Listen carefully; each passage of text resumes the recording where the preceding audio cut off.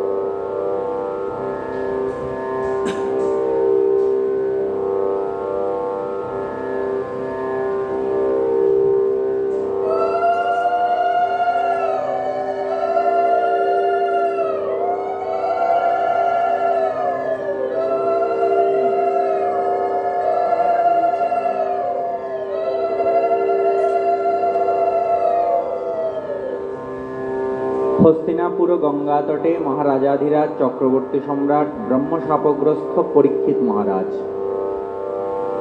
প্রায় উপবেশনে উপনীত হয়েছেন। ভগবানের কথা শ্রবণ করাচ্ছেন পরমহংস চূড়ামণি ব্যাসনন্দন শ্রীল শুকদেব গোস্বামী।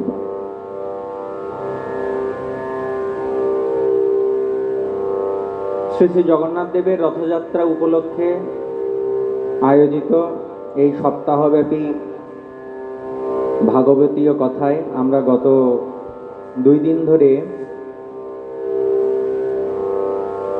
শ্রী শুকদেব গোস্বামীপাদ বর্ণিত এই শ্রীমদ্ ভাগবত মহাপুরাণের মাহাত্ম্যের কথা শ্রবণ করছিলাম দেবর্ষি নারদের মুখে। দেবর্ষি নারদ এবং ব্রহ্মার পুত্র সনকাদি ঋষিগণের সঙ্গে কথোপকথন করছে।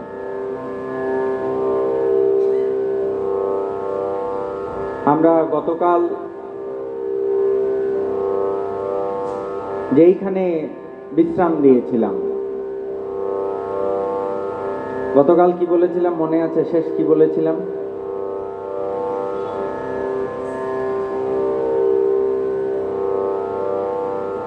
আমাদের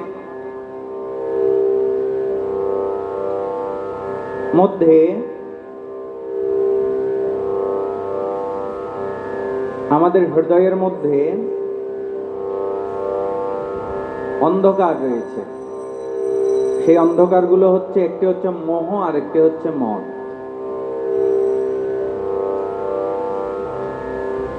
যা কিছু আমার নয় সেইটাকে আমার চিন্তা করা, এটাই হচ্ছে মোহ। আর এই যে আমার নয় কিন্তু আমার চিন্তা করে আমার এইটা, আমার সেইটা ইত্যাদি, ওই অনিত্য বস্তুকে নিত্য মনে করে এই বস্তু সকলের কারণে মনের মধ্যে যেই এক প্রকারের ওই গর্ব, অহংকার, এটাই হচ্ছে মন।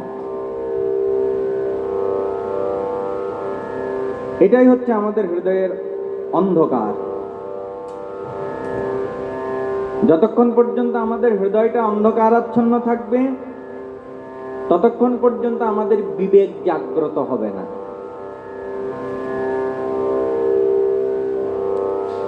আমরা বলি না যে অমুক লোক কতটা বিবেকহীন, বিবেকহীনের মতো কাজ করলো। কোনো অন্যায় কাজ যখন করে বলি লোকটার একদমই বিবেক নাই। তাই এই যে বিবেক বর্জিত হয় মানুষ, তার কারণটা কি? এই যে লোকে বিবেক বর্জিত হয়ে অন্যায় কাজ করে, কিসের কারণে লোকে অন্যায় করে?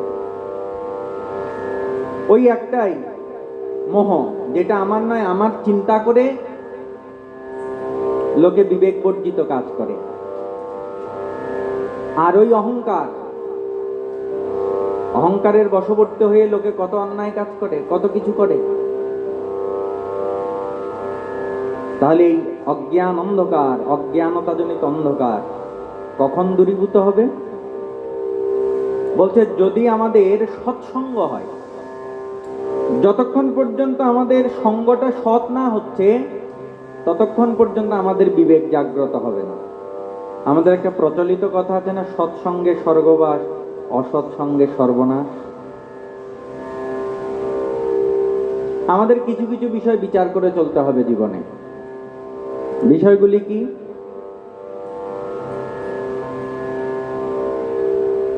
অন্নদোষ, ভূমিদোষ, সঙ্গদোষ। অন্নদোষটা কি? বলছে আহার।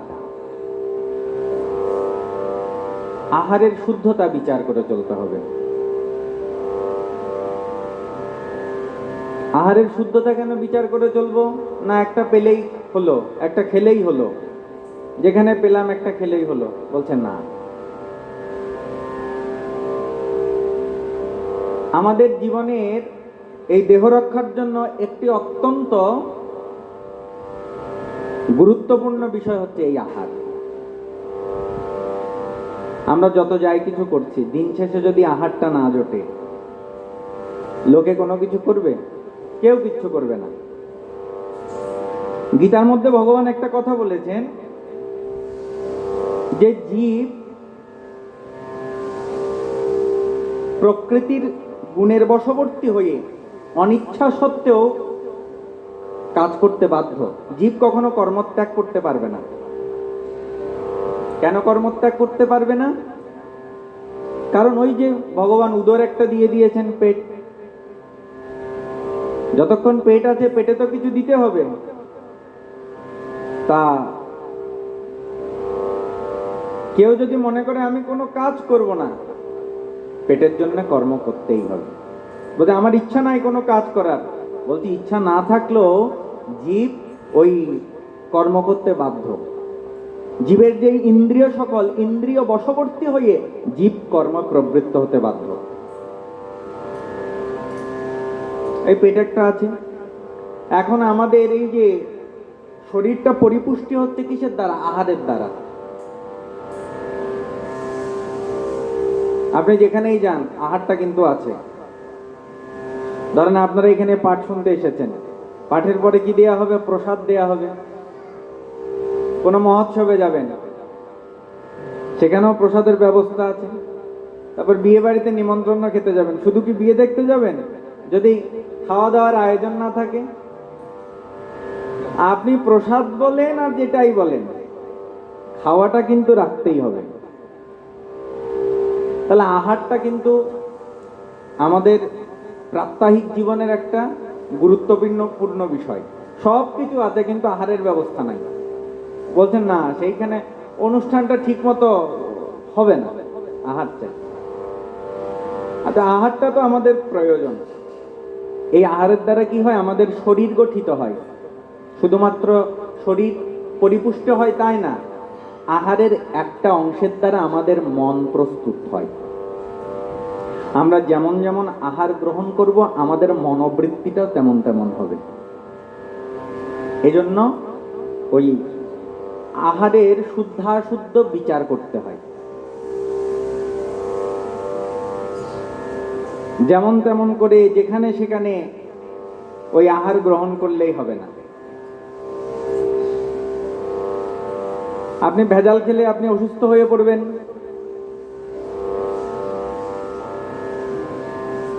ওই আহারের মধ্যে যদি শুদ্ধাশুদ্ধ বিচার না থাকে, আপনার মনটাও দূষিত হবে, মনটাও অশুদ্ধ হবে।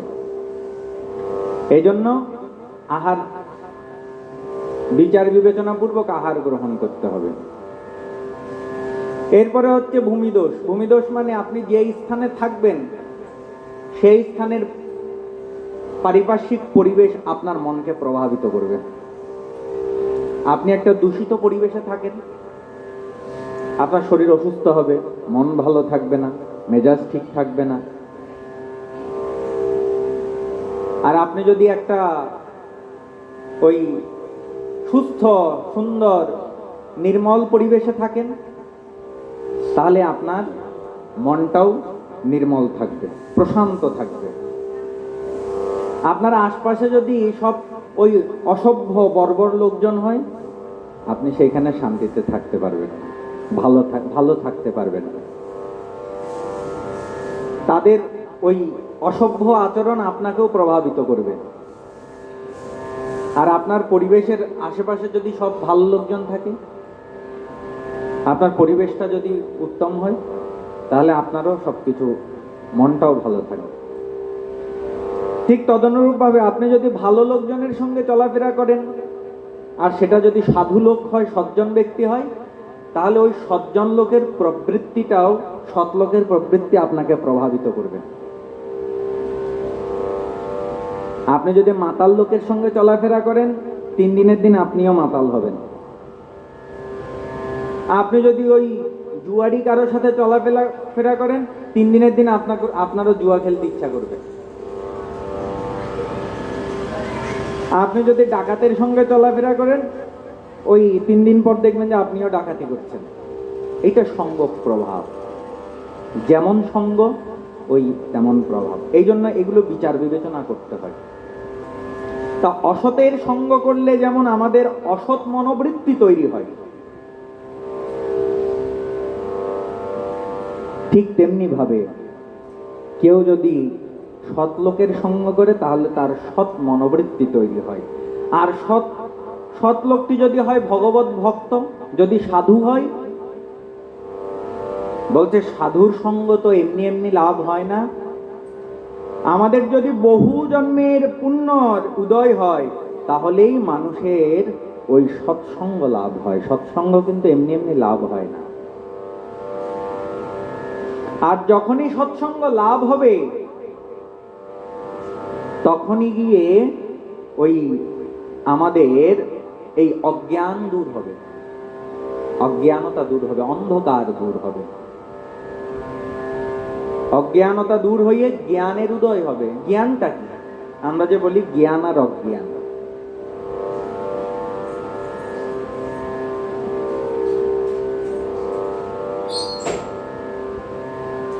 এই জগতে তো আমরা অনেক কিছুই সম্পর্কে শিক্ষা লাভ করি, কত কত শিক্ষা অর্জন করি। তা এত শিক্ষার মধ্যে এখানে জ্ঞান বোঝাচ্ছে কোনটা? প্রকৃত জ্ঞান কোনটা? এখানে ভাগবতে জ্ঞান বলছেন, এই জগতের মধ্যে, এই জগতের কোনো কিছুই আমার নয়। এমনকি এই যে আমার এই দেহটা, এই দেহটাও আমার নয়। এই বোধটা যার মধ্যে জাগ্রত হয়েছে তিনিই হচ্ছে প্রকৃত জ্ঞানী। আর যতক্ষণ মনে করছেন যে এইটা আমি, এইটা আমার, এই সব আমার বলছে, ততক্ষণ তিনি অজ্ঞানী।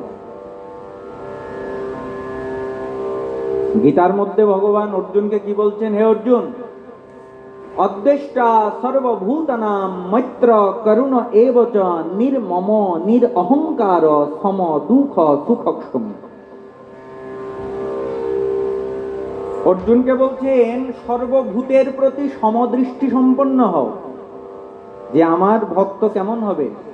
সকল জীবের প্রতি সমদৃষ্টি সম্পন্ন। সর্বভূতানাং, সকলের প্রতি তার অন্তরে করুণা থাকবে, হৃদয়টা করুণায় পরিপূর্ণ থাকবে। তারপর অর্জুনকে বলছেন নির্মম হতে। নির্মম মানে আমার নয়। নিরঅহংকার, অহংকারটা আসে এই আমার থেকে। যার মধ্যে আমিত্ব রয়েছে, আমার রয়েছে। জগতে দুঃখের কারণ কি? আমরা মনে করি অমুক ব্যক্তি আমাকে কষ্ট দিল, ও আমাকে দুঃখ দিল, ওর থেকে দুঃখ পেলাম, ওর কাজে আমি দুঃখ পেলাম, ও আমাকে আঘাত দিল। আমরা সবসময় অন্যকে দোষারোপ করি না যে ওর কারণে আমি ব্যথা পেয়েছি, ওর কারণে দুঃখ পেয়েছি। বা কারো থেকে আমি কোনো কিছু আশা করলাম, সেটা হলো না, এই জন্য দুঃখ পেয়েছি। বারবার চিন্তা করি, মনে হয় অমুকের থেকে আমি দুঃখ পেয়েছি। অন্য কেউ দুঃখের কারণ নয়। এই দুঃখের কারণ হচ্ছে এই মমত্ব, নির্মম। এই মমত্ব বোধটাই হচ্ছে দুঃখের কারণ। আমার, এটা দুঃখের কারণ। কিরকম?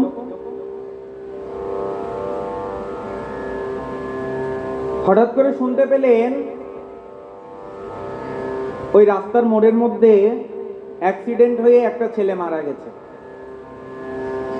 আপনাকে প্রতিবেশী এসে বলল যে দিদি, ওই ওই অমুক বাড়ির ছেলেটা মারা গেছে অ্যাক্সিডেন্ট হয়ে। আপনি তখন শুনে কি করবেন? আহা, ও অল্প বয়সে ছেলেটা মারা গেল। একটু হয়তো সমবেদনা জানাবেন, এর বেশি তো কিছু না। আপনি একটু আফসোস করবেন, একটু সমবেদনা জানাবেন, এতটুকুই। আপনার মনে অতটা দুঃখ হবে না। আপনি ঠিকই আপনার মতো সবকিছু করবেন। কিন্তু যদি এসে বলে দিদি, ওই অ্যাক্সিডেন্ট হয়ে আপনার ছেলেটা মারা গেছে, তখন আপনি কি করবেন? তখন দেখা যাবে সেই মা ওই পাগলের মতো ছুটে যাবে কান্না করতে করতে। আমার ছেলেটা মারা গেল, কান্না করতে করতে একেবারে বেহুঁশ হয়ে যাবে।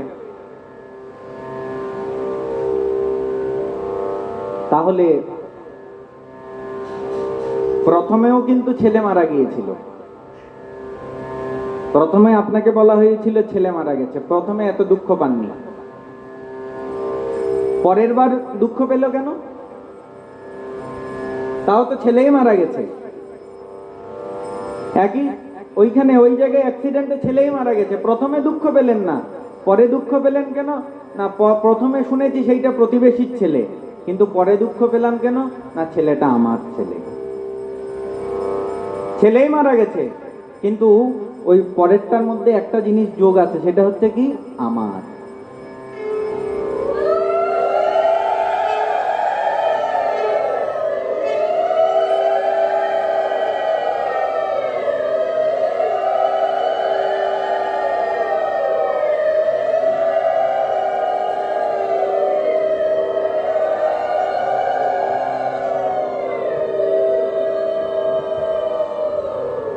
তাহলে দুঃখ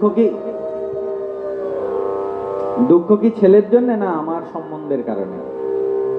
আমার সম্বন্ধের কারণে। তাহলে এই যে শুধুমাত্র এটা তো ছেলের দৃষ্টান্ত, জগতে এইরকম সবকিছু, এই আমার বাড়ি, আমার গাড়ি, আমার সম্পত্তি, আমার বিষয়, এই যে সবকিছুর সঙ্গে একটা আমার যুক্ত করে রেখেছি না, এটাই হচ্ছে দুঃখের কারণ। বাস্তবিক পক্ষে অন্য কোনো কিছু দুঃখের কারণ না, এই আমার। এই জন্য বলছেন নির্মম, এই আমারটা ত্যাগ করো। কোনো কিছু ত্যাগ করতে হবে না, সবকিছুই থাকবে। কিন্তু ওই এর সঙ্গে যে একটা অদৃশ্য সম্পর্ক করে রেখেছে আমার, এইটা ত্যাগ করতে বলছে ভগবান। ধরুন আপনি গৃহ ত্যাগ করে গেলেন, বনে চলে গেলেন, কিন্তু বনে গিয়ে চিন্তা করছেন, আরে আমার আমার বাড়ির লোকজন কেমন আছে, ওই আমার ছেলে মেয়ে কেমন আছে, আছেন কিন্তু বনে, চিন্তা করছেন কি ঘরে। তাহলে আপনি সব ছেড়ে গেছেন বটে, কিন্তু ওই আমার চিন্তাটা ছাড়তে পারেননি, তাহলে সেই ত্যাগের কোনো লাভ হবে না। কিন্তু আপনি যদি গৃহে থেকে মনে করেন যে এগুলো সব আমার নয়, এগুলো সব ভগবানের, আমি শুধুমাত্র তার দাস, আমি তার সেবক মাত্র, আমি যা কিছু করছি এগুলো আমার কর্তব্য কর্ম, ভগবানের সংসারটাকে নিজের মনে না করে, সংসারটাকে ভগবানের মনে করে যা কিছু করছি সেগুলোকে কর্তব্য মনে করে করে যাওয়া, তাহলে সেই জীবের আর কোনো দুঃখ থাকবে না। কারণ হারালেও কার হারিয়েছে? আপনার হারিয়েছে, ভগবানের। পেলেও কে পেয়েছে? আমি পেয়েছি, সব ভগবানের। তাহলে ওই দুঃখটা হচ্ছে ওই সংসারের বিষয়কে আমার মনে করে বসে আছি, মনে করছি আমি কর্তা, আমি না থাকলে সংসার চলবে না। মনে করছি কি, আরে আমি না থাকলে বুঝি সংসারটা চলবে না, মরে দেখেন ঠিকই কালকে থেকে সংসার চলবে। আমরা মনে করি না? কথায় কথায় বলিও তো, আরে আমি আছি দেখে সংসার এত সুন্দর করে চলছে। এটা আমাদের একটা মিথ্যা ধারণা। আমি আছি যে যেমন সংসার চলছে, আমি না থাকলে কাল ঠিকই সংসার চলবে। তাহলে এই আমিত্বটাকে ত্যাগ করতে বলছে, নির্মম আর নিরহংকার, অহংকার পরিত্যাগ করতে বলছে। তাই এই অহংকার, নির্মম, এই মমত্ব আর অহংকার, মোহ মত বলছে, এগুলি ওই সৎসঙ্গের, সাধু সঙ্গের হলেই তবেই এই অজ্ঞানতা দূর হবে। এটাই অজ্ঞান, যে কোনো কিছুই আমার, এগুলো আমার মনে করছি, এটাই অজ্ঞান। আর যখনই মনে করবো আমার নয় কোনো কিছু, সব ভগবানের, বলছে তখনই হৃদয়ের মধ্যে প্রকৃত জ্ঞানের উদয় হয়েছে। এটাই হচ্ছে জ্ঞান। জ্ঞান মানে কোনো কঠিন কিছু নয়, এই যে কোনো কিছু আমার নয়, এইটাই হচ্ছে প্রকৃত জ্ঞান।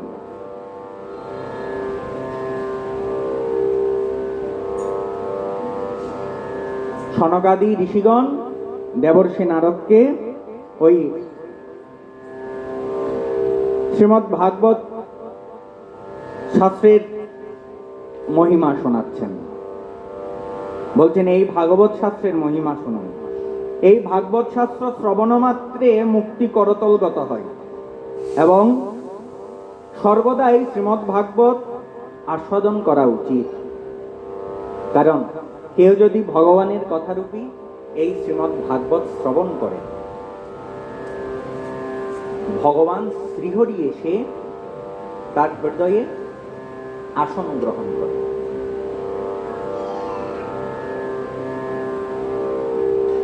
যতদিন পর্যন্ত জীবের কর্ণকুহরে এই শুকশাস্ত্রের কথা প্রবেশ না করছে, ততদিন পর্যন্ত জীবের কি হবে? বলছে এই অজ্ঞানবশত সংসার চক্রে পরিভ্রমণ করতেই থাকবে। যতদিন ভগবানের কথা না শুনছে, এই ভাগবতের কথা যার কানে প্রবেশ না করছে, ততদিন তিনি ওই অজ্ঞানতায় ডুবে থাকবেন আর এই সংসারের মধ্যে ঘুরতেই থাকবেন।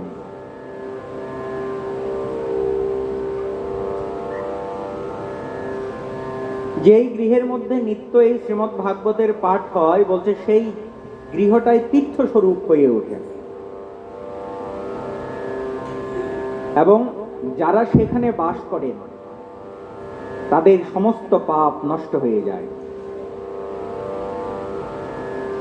বহু বহু অশ্বমেধ যজ্ঞ এবং শত শত বাজপেয় যজ্ঞ এই শুকশাস্ত্রের 16 ভাগের 1 ভাগের সমকক্ষ এই ভগবানের কথামৃতি ভাগবত শাস্ত্র।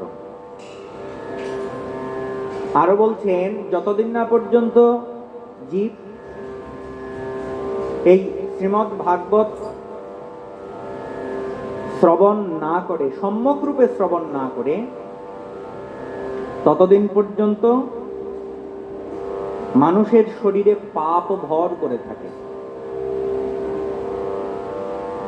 তাই অতি শ্রদ্ধা সহকারে সম্যকরূপে এই শ্রীমদ্ ভাগবত শাস্ত্র শ্রবণের কথা বলছেন। এই শ্রীমদ্ ভাগবত শাস্ত্র যিনি শ্রবণ করেন, কেউ যদি এই চারটি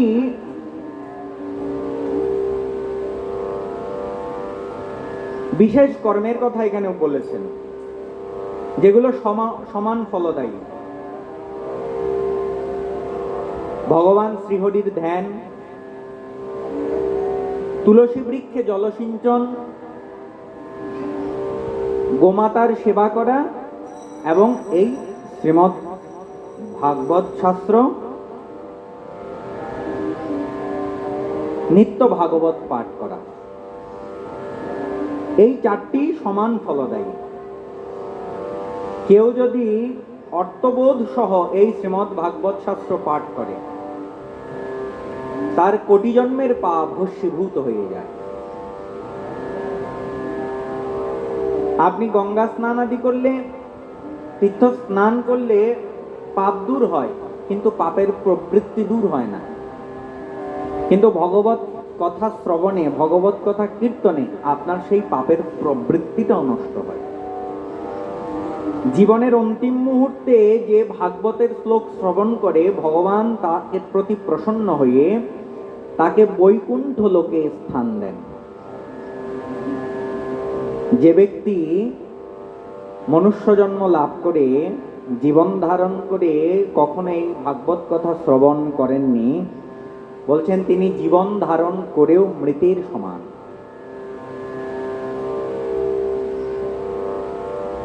এই সংসারে শ্রীমদ্ ভাগবত কথা শ্রবণের সুযোগ পাওয়াটা অবশ্যই কঠিন। এই যে আপনাদের আশেপাশে কত লোক আছে, কিন্তু আপনারা কজন ভাগবত শ্রবণ করতে এসেছেন? সবার তো সুযোগ হয়নি, কারো সময় হয়নি, কারো কাজের ব্যস্ততা, কেউ বা দেখা যায় ঘরে বসে আছে, তবুও যেতে ইচ্ছা করছে না। কারণ অল্প ভাগ্যে ভগবানের কথা শ্রবণ করার সৌভাগ্য হয় না। এই শ্রীমদ্ ভাগবতের কথা শ্রবণের সুযোগ পাওয়া এটা অত্যন্ত কঠিন। কতটা কঠিন? বলছে কোটি জন্মের পুণ্য একত্রে সঞ্চিত হলে তবেই এই সুযোগ আসে, এমনি এমনি সুযোগ আসে না। তাই হে নারদ, আপনি মনোযোগ সহকারে শ্রবণ করুন। ব্রহ্মার পুত্রগণ বলছেন,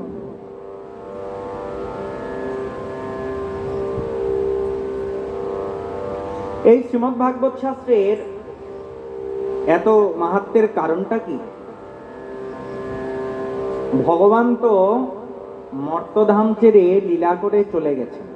শ্রীকৃষ্ণ দাপরে লীলা সম্বরণ করে তিনি এই নিত্যধামে চলে গেছেন। বলছেন না, হয়েছে কি, ভগবান শ্রীকৃষ্ণ যখন নিত্যধামে চলে যাবেন, একদম শেষ দিকে ভগবানের অতি প্রিয় সখা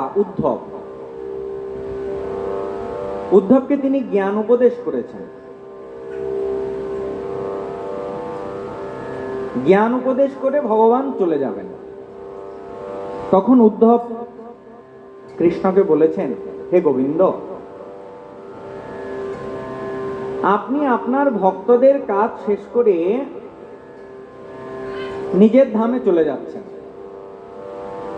আপনার লীলা শেষ, যেই কার্যের জন্য আপনি পৃথিবীতে অবতীর্ণ হয়েছেন সেই কাজ শেষ, আপনি চলে যাচ্ছেন। কিন্তু প্রভু, আমার মনের মধ্যে না একটা চিন্তা হচ্ছে। আমি একটা বিষয় চিন্তা করতে করতে বারবার উদ্বিগ্ন হচ্ছে, আপনি যদি আমাকে একটু শান্ত করতেন। ভগবান বলছেন, হ্যাঁ বলো উদ্ধব। তখন উদ্ধব বলছেন, গোবিন্দ, শীঘ্রই কলিকাল আসছে। আপনিও চলে যাবেন, আপনার লীলা সম্বরণ হবে, আর কলি প্রবেশ করবে, কলিকাল। সংসারে অনেক দুষ্ট লোকের প্রাদুর্ভাব হবে, কলিতে দুষ্ট বেড়ে যাবে। ধর্মের 4টি চরণ, তার মধ্যে কলিযুগে কেবলমাত্র এক পাদ ধর্ম অবশিষ্ট থাকবে, একটি মাত্র চরণ অবশিষ্ট থাকবে, বাকি সব লুপ্ত হয়ে যাবে। আর তাদের এমনই প্রভাব থাকবে অসৎ লোকে, বলছেন সেই দুষ্ট লোকের সংসর্গে অনেক সৎ ব্যক্তিও উগ্র স্বভাবের হয়ে যাবে।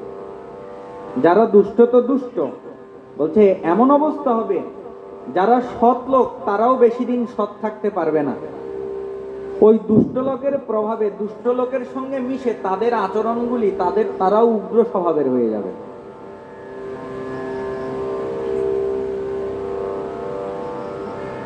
গোবিন্দ এই যে তাদের ভাড়ে পীড়িত হয়ে পৃথিবী কার শরণ নেবে? এই পৃথিবীর রক্ষাকর্তা হিসেবে আমি তো দ্বিতীয় আর কাউকে দেখছি না। সুতরাং হে ভক্তবৎসল, আপনি সাধুদের প্রতি কৃপা করে এখানে থেকে যাবেন না? হে ভগবান, আপনি তো বস্তুত নিরাকার হয়েও, চিন্মাত্র হয়েও শুধুমাত্র ভক্তের জন্যই তো এই সগুণ রূপ ধারণ করেছেন। তাহলে আপনি যদি এই পৃথিবী থেকে চলে যান, এই আপনার বিয়োগে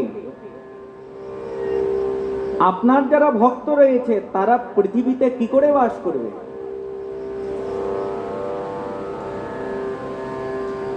কারণ নির্গুণ উপাসনা তো বড় কঠিন। আপনি এর একটা ব্যবস্থা করে দিন। ভগবান প্রকট লীলা ছেড়ে চলে যাবেন, প্রকট লীলা শেষ করে চলে যাবেন। চলে যাবেন বলতে ভগবান যে নেই তা নয়, কারণ ভগবান তো সর্বত্র বিরাজমান। ভগবান যেমন সগুণ, আবার তিনি নির্গুণ, নির্গুণ নিরাকার ব্রহ্ম। তা তিনি লীলা করার জন্য কি করেন? সগুণ স্বরূপ ধারণ করে অবতীর্ণ হন। যখন নিরাকার রূপে থাকেন তিনি সর্বত্র বিরাজমান। এখন সর্বত্র বিরাজমান স্বরূপে কি আমাদের সকলের উপলব্ধি হয়? আমরা মুখে কথায় কথায় বলি হ্যাঁ ঈশ্বর সর্বত্র আছেন, এটা বলি না আমরা? ভগবান কথা বলছি ভগবান সর্বত্র আছেন। প্রত্যেকে ওই বিভিন্ন লোকে বলে যে ঈশ্বর সৃষ্টিকর্তা সবকিছুতেই আছেন, সর্বত্র আছেন। এইটা আমরা ওই মুখে বলি আছেন, মুখে বলি মাত্র, কিন্তু আমাদের অনুভবটা কি আছে? ঈশ্বর সর্বত্র আছেন এই অনুভবটা কি আমাদের আছে? উপলব্ধিটা কি আছে? সবকিছুতে ঈশ্বর আছেন এই উপলব্ধি তো আমাদের নাই। যদি সকল জীবের মধ্যে, সকলের মধ্যে সর্বত্র ঈশ্বর আছেন এই উপলব্ধিটা যদি আমাদের মধ্যে থাকতো, তাহলে আমরা কোনো অপর জীবকে কষ্ট দিতে পারবো না, কখনো আমরা অন্যকে কষ্ট দিতে পারতাম না, কখনো আমরা অন্যের প্রতি অত্যাচার, অবিচার, নিষ্ঠুরতা করতে পারতাম না। করি কেন? কারণ ওই যে উপলব্ধি নাই। মুখে বলাটাই সার, ঈশ্বর সর্বত্র আছেন, উপলব্ধি নাই। যারা বলেন যে এই মূর্তিতে পূজা করে লাভ কি, ভগবান তো সর্বত্রই আছেন, এটা বলার জন্য বলেন, তাদের উপলব্ধি নাই।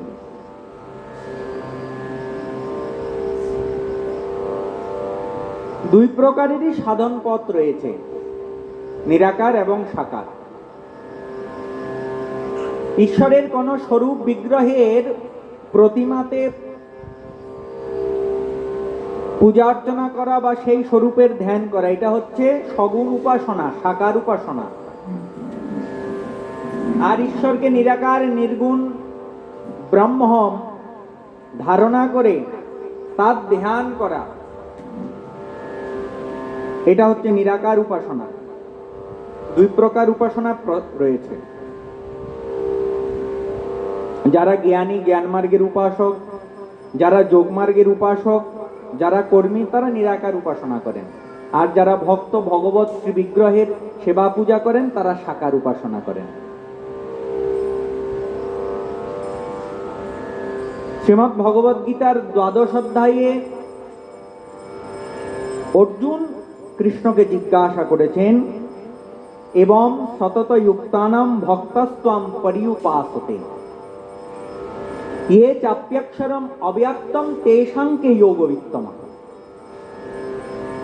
হে কৃষ্ণ,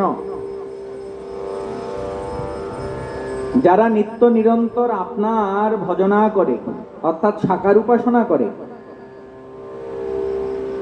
আর যারা নিরাকার নির্গুণ ব্রহ্মের উপাসনা করে, তাদের মধ্যে শ্রেষ্ঠ কে? অর্জুন জিজ্ঞাসা করেছিলেন কৃষ্ণকে। তখন কৃষ্ণ কি উত্তর দিয়েছিলেন? অর্জুন, ময়া বিশ্ব মনয়ে মাম নিত্য যুক্ত উপাসতে শ্রদ্ধয়া পরয়োপেতস্তে মে যুক্ততমামতঃ।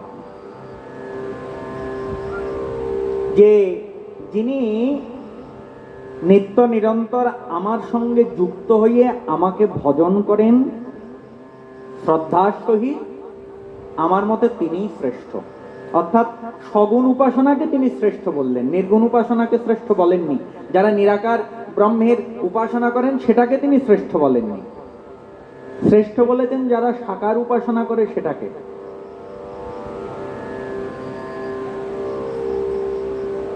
এখন যারা নিরাকার নির্গুণ উপাসনা করেন,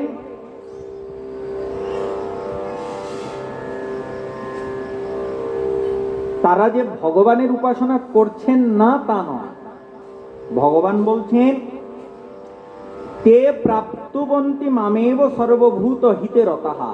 যারা ওই সকল প্রাণীর মঙ্গলে রত থেকে নির্গুণ নিরাকার ভাবে ভজনা করেন, নির্গুণ নিরাকার সাধন করেন, তারাও কিন্তু আমাতেই প্রাপ্ত হন, আমারই ভজন করেন। যারা নিরাকারের উপাসনা করেন তারাও কিন্তু ওই পরোক্ষভাবে আমাকেই উপাসনা করেন। কিন্তু তথাপি ভগবান সাকার উপাসনাকে কেন শ্রেষ্ঠ বললেন? তার কারণ বলছেন, ক্লেশ অধিকতর তেষাম অব্যক্ত শক্ত চেতসাম অব্যক্তা হি গতির দুঃখম দেহ বুদ্ধির অবাপ্যতে। সগুণ এবং নির্গুণ। ভগবান বলছেন নির্গুণ উপাসনার মধ্যে ক্লেশ কষ্টকর বেশি, ক্লেশ অধিকতর তেষাম। সেটা কষ্টসাধ্য, সকলের পক্ষে সম্ভব নয়, অব্যক্ত। যেমন এইখানে আপনারা বসে আছেন, এই গর্ভগৃহের মধ্যে রাসবিহারীর মূর্তি রয়েছে, ভগবানের শ্রীবিগ্রহ রয়েছে, গোবিন্দ বসে আছেন, নিতাই গৌর বসে আছেন। এবার আপনারা ভগবানের দিকে তাকিয়ে ভগবানের রূপমাধুর্য দর্শন করছেন, ভগবানকে প্রণাম করছেন, পূজারী ঠাকুরকে ভোগ নিবেদন করছেন। তা আপনি যতক্ষণ ভগবানের দিকে তাকিয়েছেন, আপনার মনটা ওই সময়টা ভগবানে আছে। যতক্ষণ ভগবানের দিকে তাকিয়েছেন, ভগবানকে প্রণাম করছেন, ততক্ষণ যতক্ষণ কীর্তন করছেন, ভগবানের দিকে তাকিয়ে আপনার মনটা ওই সময় ভগবানেই আছে। এটা সহজ।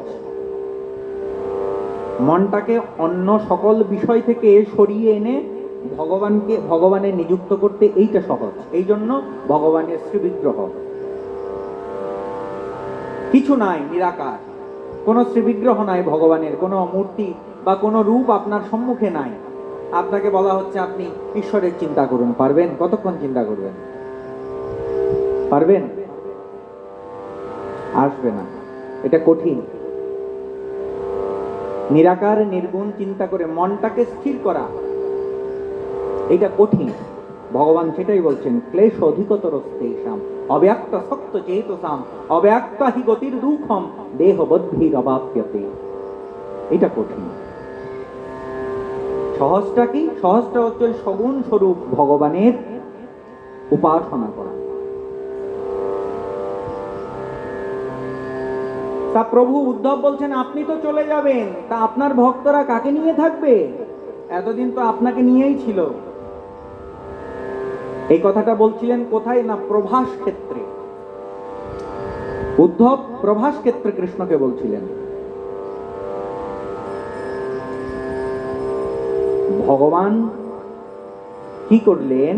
উদ্ধবের এই কথা শুনে চিন্তা করতে লাগলেন যে আসলেই তো আমি তো এই অপ্রকট হচ্ছি, মানে আমার লীলা সম্বরণ করছি, কিন্তু আমার ভক্তরা কার আশ্রয় গ্রহণ করবে? ভগবান কি করলেন? তখন তার সমস্ত শক্তি এই শ্রীমদ্ ভাগবতের মধ্যে রেখে দিয়ে তিনি অন্তর্ধান হলেন, অর্থাৎ এই ভাগবত সমুদ্রে প্রবেশ করলেন। তাই এই শ্রীমদ্ ভাগবতকে বলছেন সাক্ষাৎ শব্দময়ী মূর্তি। এই সাক্ষাৎ ভগবানের স্বরূপ হচ্ছে ভগবান এই ভাগবত। ভগবান কোথায় আছেন? ভগবান কোথায় থাকেন? বলুন তো, কোথায় থাকেন ভগবান? নাহম তিষ্ঠামি বৈকুণ্ঠে যোগিনাম হৃদয়ে নচ মদ্ভক্তা যত্র গায়ন্তি তত্র তিষ্ঠামি নারদ। নারদ, আমি না বৈকুণ্ঠে থাকি, না আমি যোগীদের হৃদয়ে থাকি। যেইখানে আমার ভক্তরা আমার কথা কীর্তন করেন আমি সেখানেই অবস্থান করি। তাহলে কৃষ্ণ কোথায়? কৃষ্ণ কথায়। ভগবান বেশি দূরে নয়, যেখানেই তার ভক্তরা একত্রিত হয়ে তার ওই মহিমা কীর্তন করেন, তার কথা আলোচনা করেন, ভগবান সেখানেই অবস্থান করেন। তাই এই ভাগবত সমুদ্রের মধ্যে ভগবান প্রবেশ করলেন। তাই এই ভাগবত শ্রবণ, বিশেষত সপ্তাহ শ্রবণ, সর্বশ্রেষ্ঠ রূপে গণ্য করা হয়। এই যে 7 দিন ব্যাপী ভগবানের কথার আয়োজন করেছেন আপনারা, এই কলিযুগে অন্য যত সাধন রয়েছে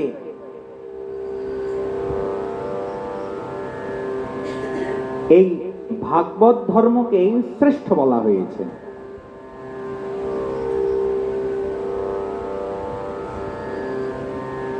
সনকাদি মুনিগণ যখন এই ভাগবত শ্রবণের মাহাত্ম্য বর্ণনা করছেন, তখন সেইখানে এক আশ্চর্য ব্যাপার। কি আশ্চর্য ব্যাপার? আমরা গতকাল কাদের প্রসঙ্গ দিয়ে শুরু করেছিলাম মনে আছে? ভক্তি মহারানী আর তার 2 পুত্র জ্ঞান এবং বৈরাগ্য। ভক্তি মহারানী তিনি তরুণ অবস্থা প্রাপ্ত হয়েছেন বৃন্দাবন গিয়ে, কিন্তু তার যেই 2 পুত্র জ্ঞান এবং বৈরাগ্য তারা তখনও বৃদ্ধা অবস্থায় রয়ে গেছে।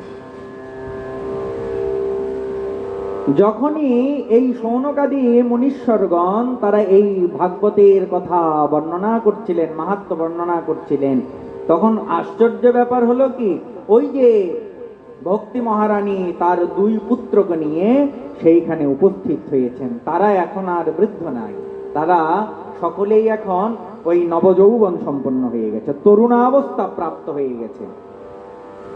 বিশুদ্ধ প্রেম রূপা ভক্তি দেবী সেইখানে কীর্তন করতে করতে উপস্থিত হয়েছেন। তিনি কীর্তন করে করে উপস্থিত হয়েছেন। শ্রীকৃষ্ণ গোবিন্দ হরে মুরারি, হে নাথ নারায়ণ বাসুদেবা, শ্রীকৃষ্ণ গোবিন্দ হরে মুরারি, হে নাথ নারায়ণ বাসুদেবা, হে নাথ নারায়ণ বাসুদেব, হে নাথ নারায়ণ বাসুদেব, হে নাথ নারায়ণ বাসুদেব, হে নাথ নারায়ণ বাসুদেব, হে নাথ নারায়ণ বাসুদেব, হে নাথ নারায়ণ বাসুদেব। শ্রীকৃষ্ণ গোবিন্দ হরে মুরারে, হে নাথ নারায়ণ বাসুদেব। শ্রীকৃষ্ণ গোবিন্দ হরে মুরারে, হে নাথ নারায়ণ বাসুদেব। ভক্তি মহারানী তখন এই শ্রীকৃষ্ণ গোবিন্দ হরে মুরারে, হে নাথ নারায়ণ বাসুদেব, এই ভগবত নাম কীর্তন করতে করতে সেইখানে উপস্থিত হয়েছেন। সবাই যারা উপস্থিত ছিলেন সকলেই দর্শন করলেন ভক্তি মহারানীকে। তিনি ওই ভাগবতের অর্থের ভূষণ ধারণ করে সেইখানে এসেছেন। সকলে আশ্চর্য হলেন, কি ব্যাপার, এইখানে ভক্তি মহারানী হঠাৎ কোথা থেকে এলেন? তখন সনকাদি মুনিগণ, ব্রহ্মার পুত্ররা বলছেন যে ভক্তি দেবী এইমাত্র ভাগবত কথার অর্থ থেকে প্রকাশিত হয়েছে। তাদের এই কথা শ্রবণ করে ভক্তি দেবী তার পুত্রদের সঙ্গে অত্যন্ত বিনম্রভাবে সনত কুমারদেরকে বলছেন, হে মুনিগণ, কলিযুগে আমি প্রায় শেষ হয়ে গিয়েছিলাম। আপনাদের কথামৃত শ্রবণ করে আমি আবার পুষ্ট হয়েছি। এবার বলুন আমি কোথায় থাকবো, আমাকে থাকার স্থান দিন। ভক্তি মহারানী বলছেন, আমি কোথায় থাকবো? তখন সনকাদি মুনিগণ ভক্তি মহারানীকে থাকার স্থান নির্ধারণ করে দিলেন। কোথায়? বলছেন, তুমি তো ভক্তদের কাছে ভগবানের স্বরূপ প্রদানকারিণী, ভক্তগণকে প্রেম প্রদায়িনী এবং ভবরোগের নির্মূলকারিণী। অতএব হে দেবী, তুমি নিত্য নিরন্তর ভগবানের ভক্তদের হৃদয়ে বাস করো। স্থান নির্ধারণ করে দিলেন কোথায়? ভক্তি মহারানী কোথায় বিরাজ করেন? ভক্তদের হৃদয়ে। ভক্তদের হৃদয়েই নিত্য নিরন্তর ভক্তি মহারানীর স্থান। যার হৃদয়ে শুধুমাত্র শ্রীহরির প্রতি ভক্তি নিবাস করে, বলছেন তিনি নির্ধন হলেও পরমধন্য। এই মর্তধামে এই ভাগবত হচ্ছে সাক্ষাৎ ব্রহ্মের বিগ্রহ। যিনি ভাগবতের আশ্রয় নিয়ে ভগবানের এই কথা পাঠ করেন, ভগবানের কথা পাঠ করেন এবং যারা শ্রবণ করেন, শ্রোতা এবং বক্তা উভয়েই শ্রীকৃষ্ণের সাযুজ্য প্রাপ্তি ঘটেন, অর্থাৎ শ্রীকৃষ্ণকে লাভ করেন। যিনি শ্রবণ করেন তিনিও ভগবানকে প্রাপ্ত হন, আর যিনি শ্রবণ করান তিনিও ভগবানকে প্রাপ্ত হন। শ্রোতা এবং বক্তা উভয়। কঠিন কিছু নয়, শুধু ভগবানের কথা শ্রবণ করবেন আর ভগবানের কথা বলবেন। আমরা তো কত কথাই বলি। এই জন্মের পর যখন থেকে কথা বলতে শিখেছি তখন থেকে শুরু করে আর মরার আগে যতক্ষণ পর্যন্ত কথা বলতে পারবো, মানে মুখটা বন্ধ না হচ্ছে, কথার কিন্তু বন্ধ নাই, কথা বলতেই আছি।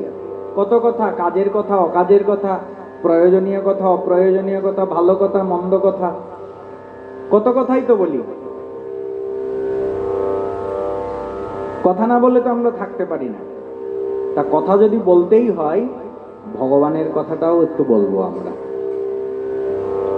ঠিক তেমনি ভাবে কত কথাই তো শুনি।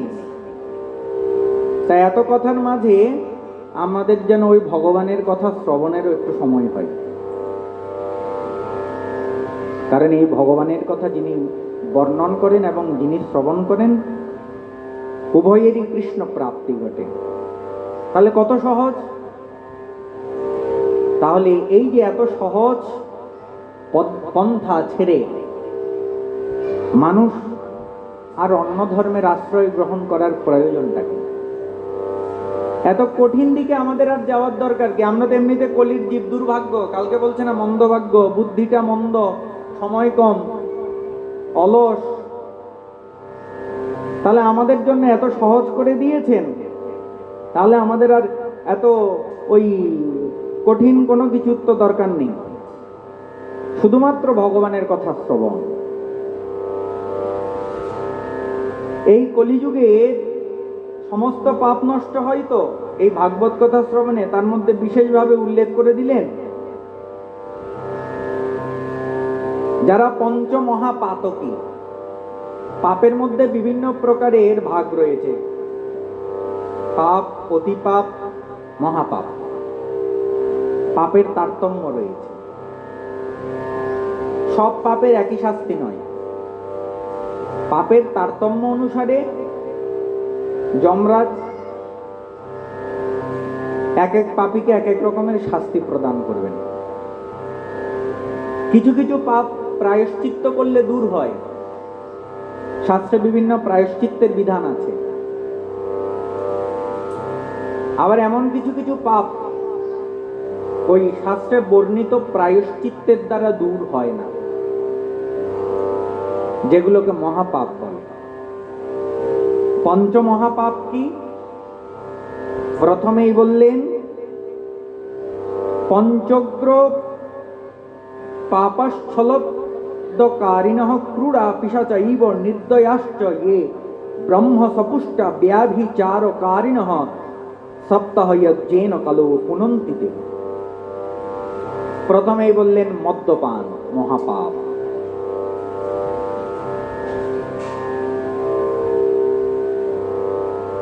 মদ্যপান মহাপাপ।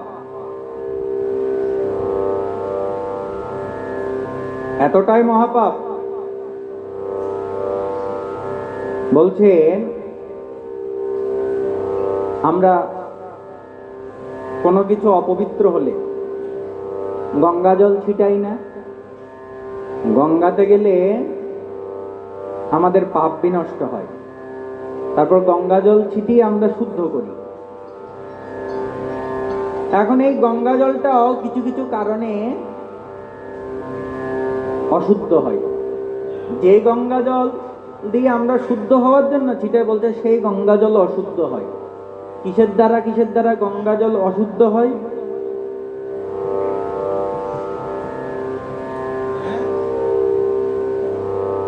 আপনি যদি গঙ্গা জলের সঙ্গে অন্য জল মিশান, তাহলে গঙ্গা জল অশুদ্ধ হয়ে যায়। আপনি গঙ্গায় গেছেন, গঙ্গা থেকে জল নিয়ে আসার সময় আমরা জল নিয়ে আসি বোতলে করে, গঙ্গা জল। আপনার এখন ব্যবহারের জন্য ওই গঙ্গা জল যতটুকুই আছে ততটুকুই ব্যবহার করবেন। অনেকেই কি করে, গঙ্গা জলটা বেশি করার জন্য এনে আবার অন্য জল মিশায়।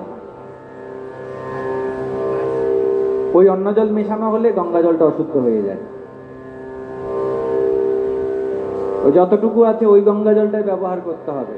বলতে যদি শেষ হয়ে যায়, ওই শেষ হয়ে গেলে তখন আপনি ওই জলের মধ্যে, আমরা ওই গঙ্গা আহ্বানের মন্ত্র আছে না, নম গঙ্গে চ যমুনে জৈব গোদাবরী সরস্বতী নর্মদে সিন্ধু কাবেরী জলে অস্মে সন্নিধিং কুরু। দেবকার্যে আমরা কি করি, ওই জলের মধ্যে হে দেবী গঙ্গে, যমুনা, সরস্বতী সকল তীর্থ এইখানে আগমন করুন। বলতে সেই রকম গঙ্গা আহ্বান করে আপনি আপনার ক্রিয়াদি সমাপন করবেন। কিন্তু তথাপি আপনি গঙ্গা জলের সঙ্গে অন্য জল মিশাইয়ে বছরের পর বছর ওইটাকে বাড়াইয়ে সবাইকে দেওয়ার জন্য বোতল ভর্তি করে ওই রকম করা যাবে না। আমরা সবাই করি, বলতে এইটা আর গঙ্গা জল শুদ্ধ থাকে না। যেটুকু গঙ্গা থেকে নিয়ে আসবেন ওটুকুই ব্যবহার করবেন। অন্নদক বিমিশ্রণে। আর বলছে মদ্য ভাণ্ডে, সুরা ভাণ্ডে। মদ্য এতটাই অপবিত্র, আপনি যে ভাণ্ডে মদ রাখা হয়েছে, বলছে মদের ভাণ্ডটা আর আপনি যদি গঙ্গা জলেও ধোন, বলছে সেটা শুদ্ধ হবে না। অশুদ্ধ জিনিস গঙ্গায় চুবালে অশুদ্ধ হয়, কিন্তু মদের ভাণ্ড গঙ্গার মধ্যে চুবালেও শুদ্ধ হবে না। এমনকি ওই মদের ভাণ্ডের মধ্যে যদি আপনি গঙ্গার জল এনে রাখেন, বলছে সেই গঙ্গা জলটা অশুদ্ধ হয়ে যাবে। তাহলে মদ্যপান মহাপাপ।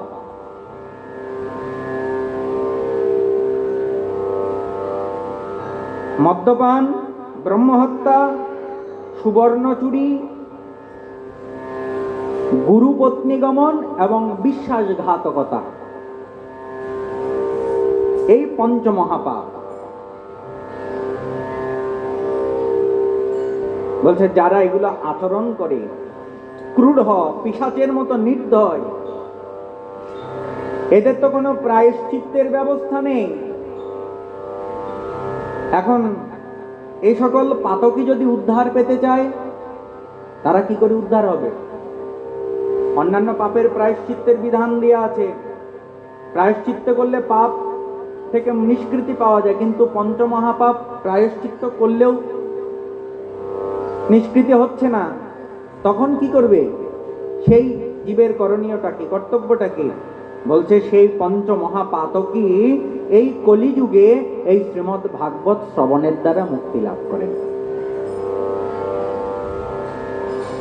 সনকাদি মুনিগণ বলছেন যে তারাও যদি এই শ্রীমদ্ ভাগবত কথা শ্রবণ করেন, তারা মুক্তি লাভ করেন।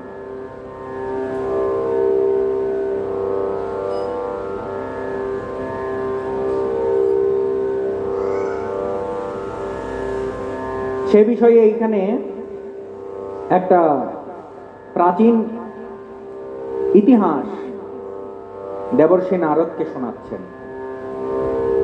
শ্রীমদ্ ভাগবতের মাহাত্ম্য কোথায় বর্ণনা রয়েছে? এই মাহাত্ম্য বর্ণনা রয়েছে কোথায়? শ্রীমদ্ ভাগবতের মধ্যে নয়, এই মাহাত্ম্য বর্ণনা রয়েছে পদ্মপুরাণে। অর্থাৎ আমরা এই যত শ্রীমদ্ ভাগবতের যেই সকল মাহাত্ম্য শ্রবণ করছি, এটা ভাগবত নিজে বলছেন না, এইটা বলছে পদ্মপুরাণ। 18 পুরাণ, তো তার মধ্যে একটি হচ্ছে পদ্মপুরাণ। যার কথা সে বললে কি বেশি গুরুত্ব পায়, নাকি অন্যে বললে গুরুত্ব পায় বেশি? অন্যে যার প্রশংসা করে, যার মাহাত্ম্য কীর্তন করে, সেটার গুরুত্ব অধিক। তাই ভাগবতের মাহাত্ম্য ভাগবত বলছেন না, ভাগবতের মাহাত্ম্য বলছেন পদ্মপুরাণ।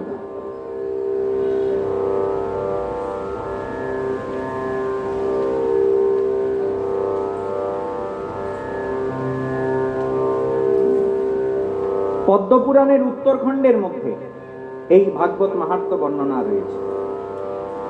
তা এই যে ভীষণ পাপী ব্যক্তিও যে ভাগবত শ্রবণের দ্বারা মুক্তি লাভ করেন, এই প্রসঙ্গে দেবর্ষি নারদকে একটা ওই কাহিনী শোনাচ্ছেন এই ব্রহ্মার পুত্রগণ। বলছে পুরাকালে তুঙ্গভদ্রা নদীর তীর তটে এক অনুপম সুন্দর নগর ছিল। সেই নগরের মধ্যে বাস করতেন আত্মদেব নামে একজন ব্রাহ্মণ।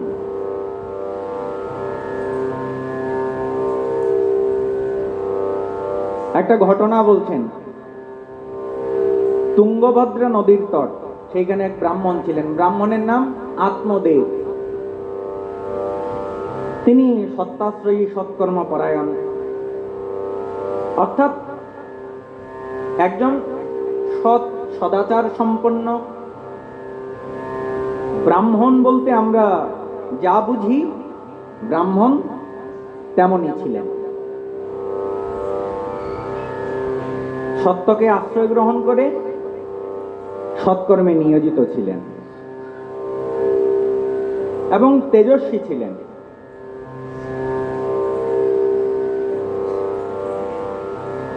তার পত্নীর নাম ধুন্ধুলি।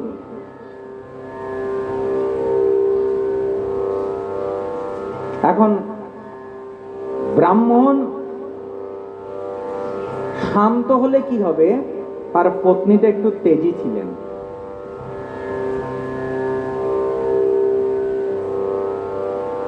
একটু জেদি স্বভাবের। ব্রাহ্মণ ধনী ছিলেন, তা স্বামীর যদি একটু ধন সম্পদ থাকে, অধিকাংশ ক্ষেত্রে দেখা যায় তার স্ত্রীর একটু অহংকার বেশি থাকে। আর অর্থের সঙ্গে সঙ্গে যদি কারো যদি একটু রূপ যৌবন থাকে, তাহলে তো কথাই নেই। তা ওই ধুন্দুলি সুন্দরী হওয়া সত্ত্বেও জেদি স্বভাবের, আর একটা কাজে খুব আনন্দ পেতেন। ধুন্দুলির একটা বিশেষ কাজ ছিল, ঘরের কাজের পাশাপাশি, ঘরের কাজ তেমন একটা করতেন না, যেটা আমরা সবাই মোটামুটি কম বেশি করতে সবাই ভালোবাসি।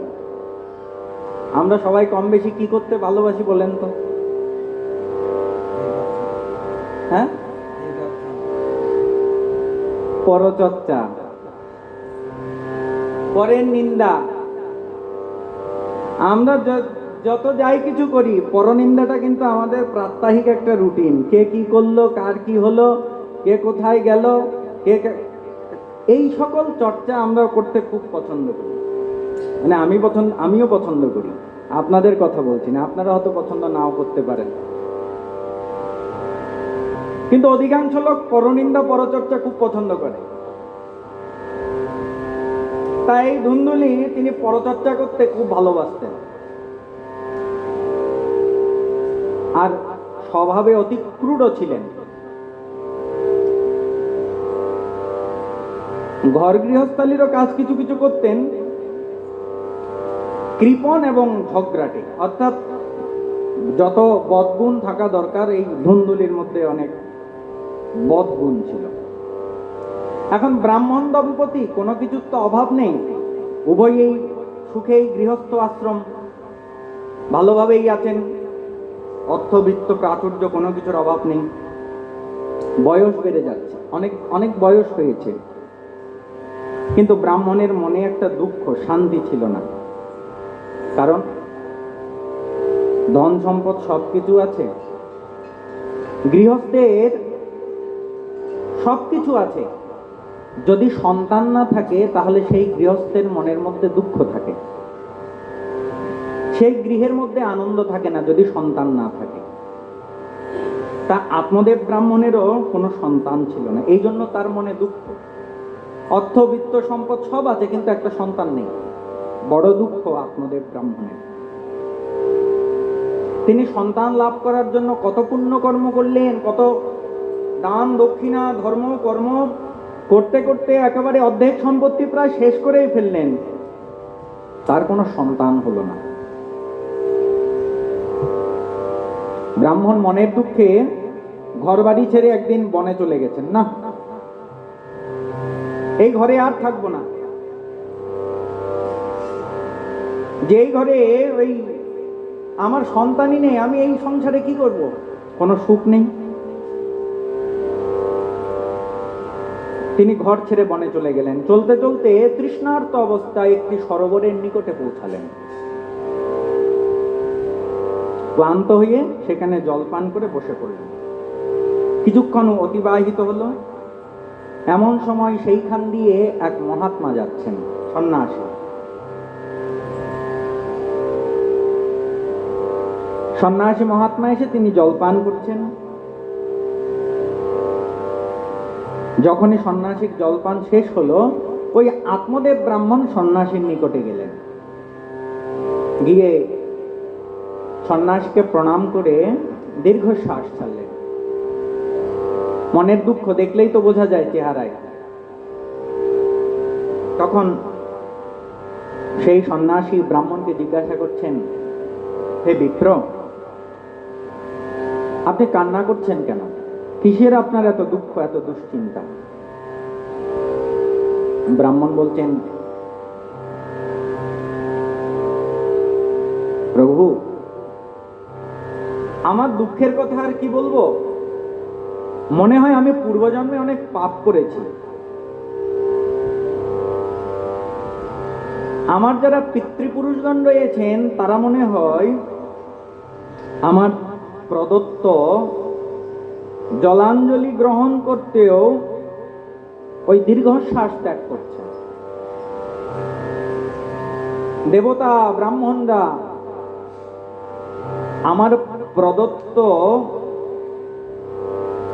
জিনিস আনন্দ মনে গ্রহণ করছেন না।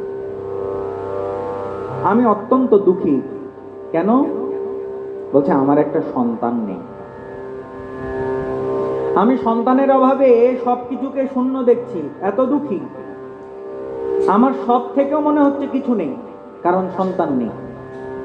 গৃহস্থের সন্তান নেই মানে তার ওই এত কিছু থাকাও যাই, না থাকাও যাই। বলছে এই জন্য আমি দুঃখী, আমি প্রাণ ত্যাগ করবো, আমি আর এই প্রাণ রাখবো না। ধিক আমার এই ভিক্ষার, আমার এই জীবনকে, এই জীবন রেখে আমার কি লাভ হবে?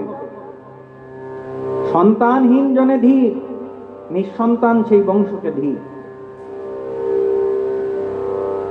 এমনকি আমি এতটাই হতভাগ্য, আমি যেই গাভীটা পালন করছি সেই গাভীটা পর্যন্ত বন্ধাস, তারও কোনো সন্তান নেই, বাছুর নেই। নিজের দুর্ভাগ্যের কথা ব্রাহ্মণ বলছেন, আমার এই জীবনটা কি কাজে লাগবে?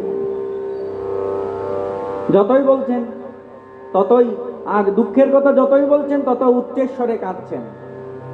কারো মনের দুঃখের কথা যখন বলতে থাকে, ওই কাউকে বলতে গিয়ে দুঃখটা যেন আরো বেড়ে যায়।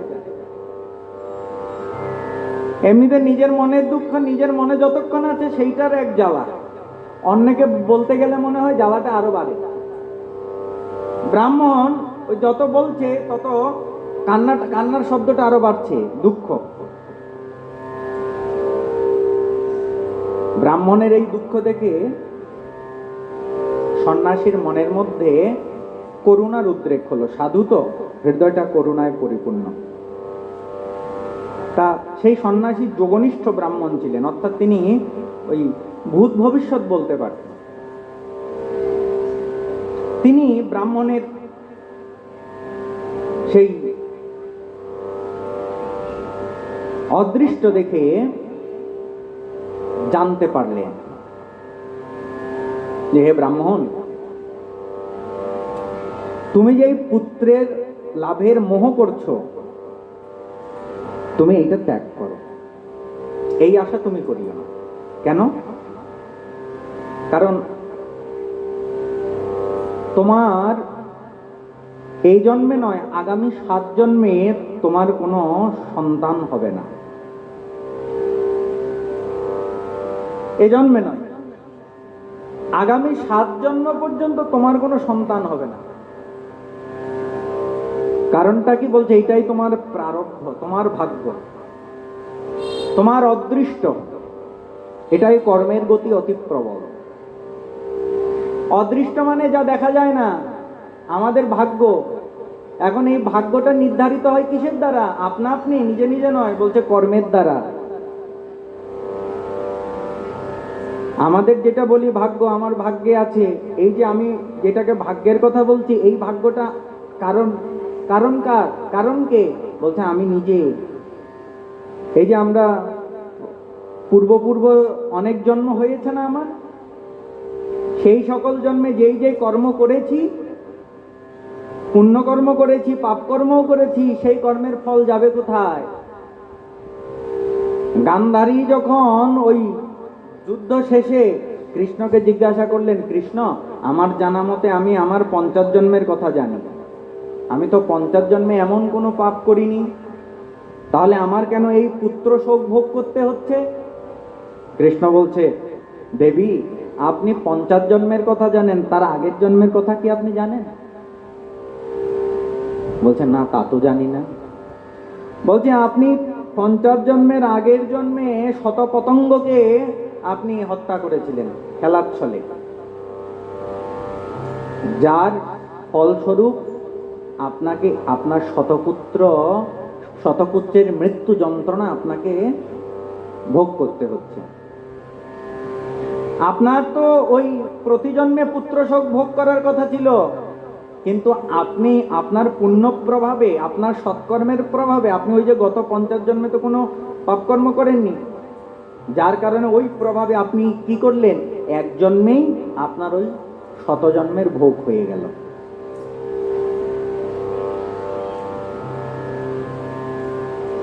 আমরা যদি সৎকর্ম করি তাহলে আমাদের পাপের ফলটা লঘু হতে পারে, প্রায়শ্চিত্তের দ্বারা পাপের ফলটা লঘু হতে পারে। অর্থাৎ আপনি যেখানে 10 দিন কষ্ট ভোগ করবেন, সেই কষ্টটা হয়তো ভগবান আপনাকে 1 ঘন্টা ভোগ করাবে, কিন্তু ভোগ করতেই হবে। কেউ মনে করবেন না যে আমি পাপকর্ম করে, আমি অন্যায় করে, অত্যাচার করে পার পেয়ে যাব, সেটা এই জন্মে না হোক, কোনো না কোনো জন্মে গিয়ে ভোগ করতে হবে। শাস্ত্র বলছেন অবশ্যমেব ভোক্তব্যম কৃতম কর্ম শুভাশুভম। আপনি ভালো কর্ম করলেও সে ভালো কর্মের ফল ভোগ করতে হবে, আপনি অসৎ কর্ম করলেও সেই অসৎ কর্মের ফলও আপনাকে ভোগ করতে হবে। এর থেকে কিন্তু রেহাই নেই। কর্মের গতি প্রবল।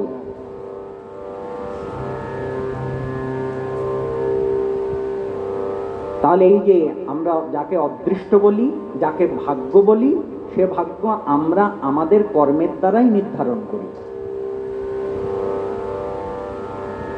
ভগবানকে দোষ দিয়ে লাভ নাই, অন্য কাউকে দোষ দিয়ে লাভ নাই। যদি আমার জীবনের কোনো কার্যের জন্য যদি কেউ দোষী হয়, সেটা আমি নিজে। ভগবান কি বলেছেন অর্জুনকে? আত্মাই আত্মার বন্ধু, আত্মাই আত্মার শত্রু। অন্য কেউ তোমার শত্রুও নয়, অন্য কেউ তোমার বন্ধুও নয়। তুমিই তোমার বন্ধু, তুমিই তোমার শত্রু। তাহলে তুমি নিজের কর্মের দ্বারা নিজের অদৃষ্ট নির্ধারণ করো। এই কর্মের গতি। ব্রাহ্মণ, আগামী 7 জন্ম তোমার পুত্র হওয়ার সম্ভাবনা। তুমি এইটা ত্যাগ করো, সংসারের বাসনা ত্যাগ করো। ব্রাহ্মণ বলছেন, মহাত্মা, বিবেক দিয়ে আমার কি হবে?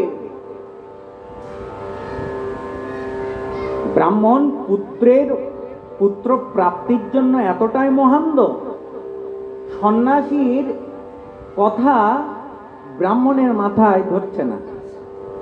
ব্রাহ্মণের কথা হচ্ছে আমার পুত্র চাই, সন্ন্যাসীর কথা বুঝতে প্রস্তুত নয়।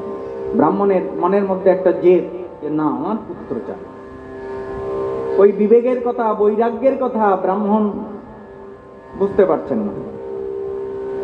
বলছেন, না সন্ন্যাসী, আপনি যেহেতু ওই অতীত বর্তমানের কথা সব বলতে পারেন, সেহেতু আপনি চাইলে আমাকে পুত্র সন্তানও দান করতে পারবেন। নাছোড়বান্দা, ছাড়বেন না। সন্ন্যাসী তো দেখে আরেক বিপদে পড়লাম। বলছি তোমার ভাগ্যে পুত্র নাই, আমি তোমাকে পুত্র কোথা থেকে দেব? ব্রাহ্মণ বলছে, না, আপনি যদি আমাকে এই আশীর্বাদ না করেন, আমি যদি পুত্র সন্তান না পাই, তাহলে এই আপনার সম্মুখেই আমি প্রাণ ত্যাগ করছি। কারণ যার মধ্যে স্ত্রী পুত্রের সুখ নেই, তার নিকট এই সংসারের সবকিছুই নিরস, কোনো রস নেই। ব্রাহ্মণ বলছে, সংসারে পুত্র পৌত্রাদিতে মুখরিত গৃহস্থ আশ্রমই হচ্ছে একমাত্র সরস। ব্রাহ্মণের এইরকম আগ্রহ দেখে সন্ন্যাসী বলছেন, ব্রাহ্মণ, বিধিলিপির উপরে কেউ হঠকারিতা করে ভালো ফল লাভ করতে পারে না। যদি বিধিলিপির ওপর আপনি হঠকারী সিদ্ধান্ত নেন, তাহলে আপনাকে এর ফল ভোগ করতে হবে। তিনি চিত্রকেতু রাজার কথা বললেন, যে চিত্রকেতু রাজা অশেষ কষ্ট ভোগ করেছেন। শ্রীমদ্ ভাগবতে চিত্রকেতু রাজার বর্ণনা আছে, আমরা সেই ঘটনায় যাচ্ছি না। অতএব দৈব যার সকল চেষ্টা নিষ্ফল করে দেয়, সেই মানুষের মতো তোমার ভাগ্যেও পুত্র সুখ নেই। তুমি জেদ করো না। ব্রাহ্মণ কোনোভাবেই ছাড়বে না। না, এখন ব্রাহ্মণের এই অনর অবস্থা দেখে সন্ন্যাসী ঠিক করলেন, ঠিক আছে, যারা ব্রহ্মজ্ঞ পুরুষ, তারা নিজেদের তপস্যা বলে কাউকে কোনো আশীর্বাদ দিলে সেই আশীর্বাদটা ফলে। তবে এতে কি হয়, যে ব্যক্তি আশীর্বাদ করছেন, এতে তার তপস্যার ফল নষ্ট হয়। অভিশাপ কিংবা আশীর্বাদ প্রদান করতে গেলে সেইটা কতটা ফলপ্রসূ হবে সেইটা যিনি প্রদান করছেন তার তপস্যার উপরে নির্ভর করে। এমনি মুখে একটা বলে দিলাম আর সেটা হয়ে গেল, এমনটা কিন্তু নয়। তার জন্য তপস্যা চাই। যদি এমন হতো, দেখবেন সারাদিনই তো আমাদেরকে কতজনে কত অভিশাপ দেয় না, তাহলে তো সব অভিশাপ হয়ে যেত। এত অভিশাপ দেয় লোকে, কই হয় না তো? কেন হয় না? কারণ অভিশাপ দিলেই হবে না, যিনি অভিশাপ দিচ্ছেন তার সেই রকম তপস্যা থাকা চাই, তপবল থাকা চাই। তেমনি আশীর্বাদ প্রদান করতে গেলেও ওই তপবল থাকা চাই। এই জন্য যারা প্রকৃত সাধু তারা কিন্তু কখনো এইরকম কোনো আশীর্বাদ করে না যে হ্যাঁ তোমার এই কাজটা হয়ে যাবে। এইরকম আশীর্বাদ কিন্তু প্রকৃত সাধুরা কখনো দিতে চান না। তারা বলেন কি, গোবিন্দের ইচ্ছা। ভগবানকে বলো ভগবানের ইচ্ছা। তারা গোবিন্দের উপরে, সবকিছু গোবিন্দের উপরে অর্পণ করে দেন। কারণ যখন বলছি যে হ্যাঁ আমি আশীর্বাদ করে দিলাম তোমার এটা হয়ে যাবে, তখন একটা অহংকার এসে যাবে যে আমি আশীর্বাদ করছি, আমার আশীর্বাদে হয়েছে। ভগবান বলছেন অহংকার ত্যাগ করতে, নির্মম নিরহংকার।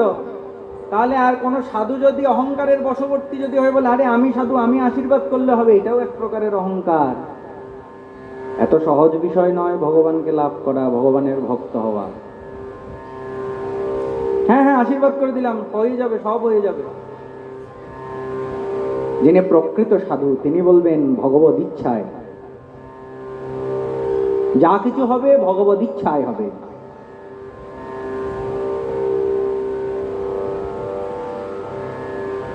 তার জন্য তপস্যা চাই। কারণ সাধক যদি কোনো কিছু বলে দেন তাতে তার ওই তপস্যার ফল চলে যাবে। আর কেউ কিন্তু চায় না তার নিজের তপস্যার ফলটা সহসা অন্য কাউকে দিয়ে দিতে।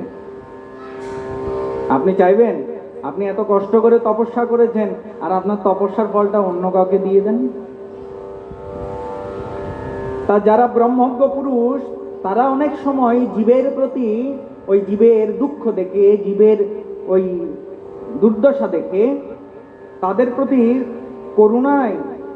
করুণাবান, তো তারা করুণাপূর্ণ হয়ে কখনো কখনো তারা কাউকে কোনো ফল প্রদান করেন। তা সন্ন্যাসী কি করলেন, ব্রাহ্মণকে একটা ফল দিলেন, বলছেন না এই ফলটা তুমি তোমার স্ত্রীকে খাইয়ে দেবে, আর তাতে তার একটা পুত্র সন্তান হবে। এবং সাথে আরেকটা কথা বললেন, এই 1 বছর তোমার স্ত্রীকে কিছু নিয়ম পালন করতে হবে। কি নিয়ম? বলছে তোমার স্ত্রীকে সত্য, শৌচ, দয়া, দান, একাহার, এই নিয়মগুলো পালন করতে হবে।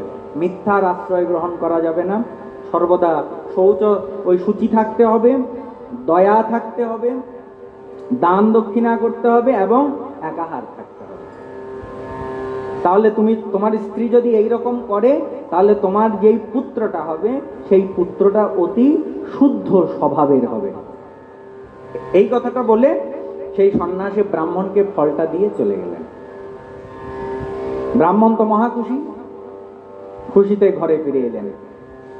বাড়ি ফিরে এসে ফলটি নিজের স্ত্রীর হাতে দিলেন, বলছে নাও এই ফলটা তুমি গ্রহণ করো। সন্ন্যাসী যেমন যেমন বলেছেন সেই সেই কথা বলছেন। ঠিক আছে, দুন্দুলি বলছেন আচ্ছা। দুন্দুলি কি করলেন, সে তো কুটিল স্বভাবে, তরুণী কুটিলাতস্য সক্ষগ্রে চ রুরুদহ অহচিন্তা মমৎপন্না ফলম চাহম ন ভক্ষয়ে। দুন্দুলি অর্থাৎ আত্মদেবের স্ত্রী ফলটা নিয়ে চিন্তা করতে লাগলেন। কি চিন্তা? বলছে আমি যদি এই ফলটা খাই তাহলে আমার গর্ব হবে। গর্ব হবে মানে কি, আমার পেটটা বড় হবে। আমার পেট জুড়ে যদি সন্তানটাই থাকে তাহলে আমি তো ভালো ভালো খাওয়া দাওয়া করতে পারবো না। না, আমি এই ফলটা খাবো না। দুন্দুলি বল চিন্তা করছে, ফল খেলে আমার ওই ঠিক মতো আগের মতো আর খাওয়া দাওয়া করতে পারবো না, খাওয়া দাওয়া কমে যাবে আর আমি দুর্বল হয়ে যাব। তাহলে আমি ঘরের কাজ করব কিভাবে? শক্তি কমে যাবে।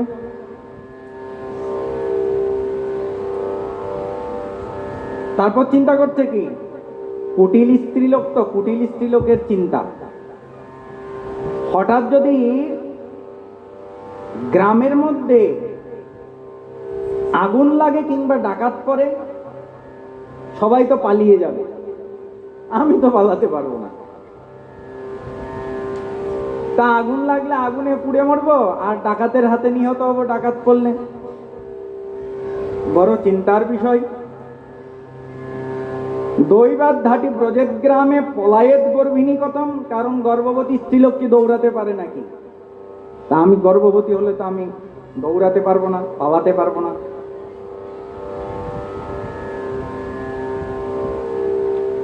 আচ্ছা, আগুনও লাগলো না, ডাকাতও পড়লো না, গর্ভবতী হলাম। শুনেছি সুখদেব গোস্বামী পাদ নাকি মাতৃগর্ভে 16 বৎসর ছিলেন। তাহলে এই আমার এই গর্ভটা যদি এইরকম থেকে যায়,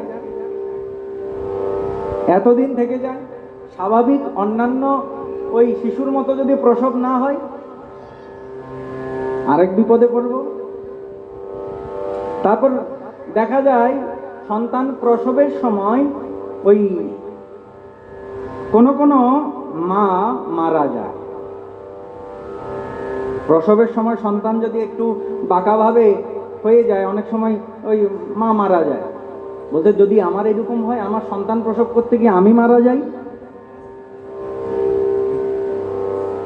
কুটিল স্ত্রীলোক বলছে না, আমি এই ফল খাবো না, প্রসবের যন্ত্রণা অত্যন্ত ভয়ানক যন্ত্রণা, আর আমি যদি মারা যাই,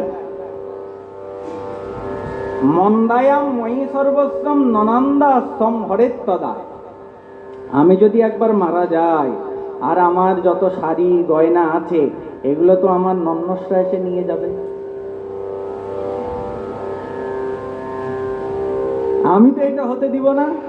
বলছে আমি এই ফল খাবো না, কারণ এই সন্তান আমি যদি গর্ব হই তাহলে আমার এই এই এই এই চিন্তা ওই ধুন্দুলির মনের মধ্যে ঘুরছে। আর এই সব নিয়মের কথা বলেছে সন্ন্যাসী, সত্য, শোচ, দয়া, বলছে এগুলো তো আমার দ্বারা পালন করা সম্ভব না। বলছে আমি এই ফল খাবো না। আর সন্তান লালন পালন করা যে কি কষ্ট, এই কষ্ট কে করবে?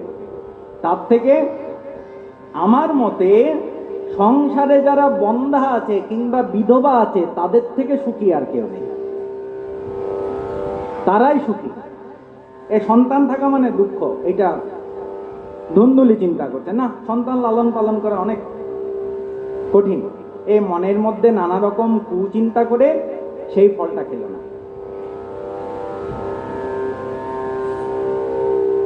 ব্রাহ্মণ যখন জিজ্ঞাসা করেছে কি ব্যাপার, ফলটা খেয়েছে? বলতে হ্যাঁ ফল খেয়েছি। ফল খেয়ে নিয়েছে, ব্রাহ্মণের সঙ্গে মিথ্যা কথা বলেছে। ঘটনাক্রমে একদিন সেই ধুন্দুলির বোন বেড়াতে এসেছে।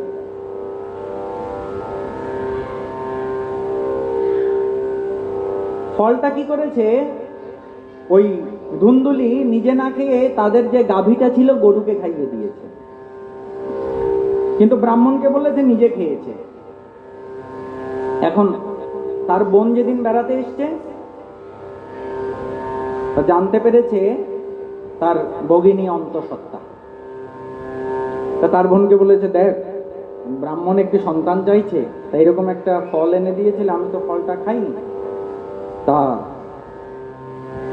তুই তো অন্তঃসত্ত্বা, তুই গর্ভ ধারণ করেছিস, সন্তান হবে, তা তোর যখন সন্তান হবে তোর সন্তানটা আমাকে দিয়ে দিবি, ব্রাহ্মণ জানবে না, তার বিনিময়ে আমি তোকে কিছু টাকা পয়সা দিয়ে দেবো, এটা সম্পূর্ণ গোপনে থাকবে। আর এতদিন আমি কি করব, ওই গর্ভবতী রমণীর মতো অভিনয় করব যে আমি গর্ভবতী, ততদিন পর্যন্ত আমি এই অভিনয় করব আর তোর সন্তানটা আমাকে দিয়ে দিবি। এখন তার বোন রাজি হয়েছে, অর্থের প্রয়োজন তারও, যে ঠিক আছে একটা সন্তান দিয়ে যদি অর্থ পাওয়া যায় ভালো কথা, যে সন্তানটাও ওই ব্রাহ্মণের ঘরে সুখেই থাকবে, ব্রাহ্মণের অনেক অর্থবিত্ত আছে। তা ভগিনীর সঙ্গে এইরকম আলাপ পরামর্শ হয়েছে। যথাসময়ে বোনের একটা ছেলে হয়েছে। তখন ছেলের বাবা কি করেছে, চুপি চুপি সেই সন্তানটাকে ধুন্দুলির কাছে এনে দিয়েছে। ধুন্দুলি কিন্তু এতদিন ওই গর্ভবতী রমণী সেজে ওই অভিনয় করেছিল, ঘর থেকে বেরোয়নি, পেটের মধ্যে কাপড় বেঁধে স্বামীকে বুঝতে দেয়নি যে আমি গর্ভবতী, ঘর থেকে কোথাও বেরোতো না। যেই পুত্রটা লুকিয়ে এনে দিয়েছে, আর ধুন্দুলি কি করেছে, তার পতিদেবকে বলছে যে আমি একটি পুত্র সন্তান প্রসব করেছি। আর পতিদেব তো মহা খুশি, এতদিন পরে সন্তান হয়েছে, আত্মদেবের খুব আনন্দ। আত্মদেব ব্রাহ্মণ খুশি হয়ে দান দক্ষিণা মাঙ্গলিক অনুষ্ঠান আদি সবকিছু করতে লাগলেন। এখন ধুন্দুলি বলছে, দেখো আমার তো ছেলে হয়েছে, কিন্তু ছেলেকে যে বুকে দুধ পান করাবো, বুকে তো দুগ্ধ আসছে না, আসবে কি করে, তার তো ছেলেই হয়, তার সন্তান হলে না মায়ের বুকে দুধ আসবে। এখন কি করা যায়? বলছে আমার বোনের একটা মৃত সন্তান হয়েছে, সন্তানটা মরে গেছে। বলছে তার তো বুকে দুধ আছে, তা তাকে এনে রাখি, সে আমার সন্তানটাকে একটু বুকের দুধ পান করাবে, এইখানে আমার সন্তানটাকে একটু দেখাশোনা করবে। ওই যে বোনের সন্তান দিয়ে গেছে সেই বোন, ঠিক আছে, ওই বোনটাকে এনে রাখা হয়েছে লালন পালন করার জন্য। এই যে এত কিছু হচ্ছে, আত্মদেব ব্রাহ্মণ কিছু জানে না। যথাসময়ে শিশুর নামকরণ করতে হবে। ব্রাহ্মণের নাম আত্মদেব। ব্রাহ্মণ চিন্তা করেছে যে আমার নাম আত্মদেব, আমার নামের সঙ্গে মিলিয়ে আমার ছেলের নাম রাখবো ব্রহ্মদেব।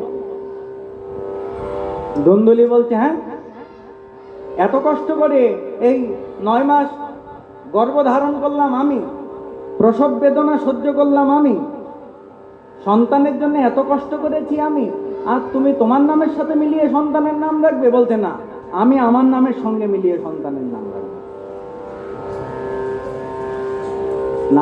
নামকরণের কিন্তু ওই নামের প্রভাব কিন্তু ব্যক্তির জীবনে পড়ে। এই জন্য নামকরণের সময় সর্বদা ওই এমন নাম করা উচিত নয় যে নামের অর্থগুলি ওই বিকৃত বা অশুভ হয়। এই জন্য আমাদের ওই পূর্বজদের অধিকাংশই নাম দেখবেন, তাদের নামগুলো ভগবান কিংবা দেবতাদের কোনো নামের সঙ্গে মিলিয়ে রাখা। এখন আধুনিক যুগ, এখন তো আস্তে আস্তে উঠে যাচ্ছে, কিন্তু উচিত হচ্ছে ওই শাস্ত্রসম্মত কোনো শাস্ত্রে রয়েছে এমন কোনো বিশেষ শব্দ দিয়ে ব্যক্তির নাম রাখা, নামের প্রভাবটা পড়ে। ধুন্দুলি বলছে আমি আমার নামের সঙ্গে মিলিয়ে আমার ছেলের নাম রাখবো। কি নাম রাখলো? মায়ের নাম ধুন্দুলি, ছেলের নাম রেখেছে ধুন্ধুকারি। যেমন মা তেমন ছেলে।